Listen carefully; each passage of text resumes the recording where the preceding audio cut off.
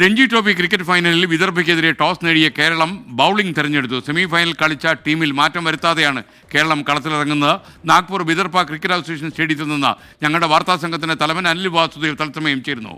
അനിൽ, വിവരങ്ങൾ വളരെ ആവേശത്തോടെ പ്രതീക്ഷയോടെ നമ്മൾ കാത്തിരിക്കുകയാണ് രഞ്ജി ട്രോഫിയിൽ. തീർച്ചയായും നമുക്കൊരു ചരിത്ര ഫൈനലാണ്. നമ്മുടെ 7.5 പതിറ്റാണ്ട് നീണ്ട രഞ്ജി ചരിത്രത്തിൽ ആദ്യമായിട്ടാണ് കേരള ടീം ഒരു ഫൈനൽ കളിക്കുന്നത്. ആ ഫൈനൽ എന്തായാലും ടോസ് ഭാഗ്യം നമുക്ക് കിട്ടി എന്നുള്ളതാണ്. ടോസ് നേടിയ കേരള ടീം വിദർഭയ്ക്കെതിരെ ബൗളിംഗ് ആണ് തെരഞ്ഞെടുത്തിരിക്കുന്നത്. ആദ്യം ഫീൽഡ് ചെയ്യും ടീം.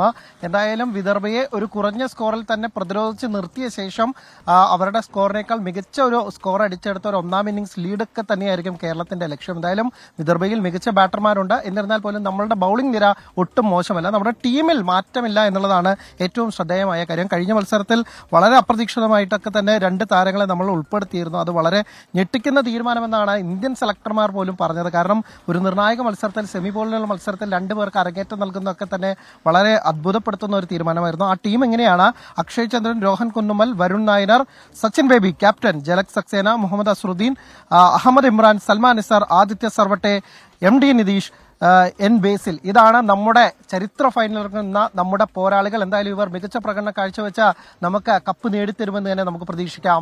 SKN. Thank you. പ്രതീക്ഷയോടാണ് രഞ്ജി ട്രോഫി വിജയം കാത്തിരിക്കുക കേരളം. എന്തായാലും ബൗളിംഗാണ് നമ്മൾ തിരഞ്ഞെടുത്തിരിക്കുന്നത്.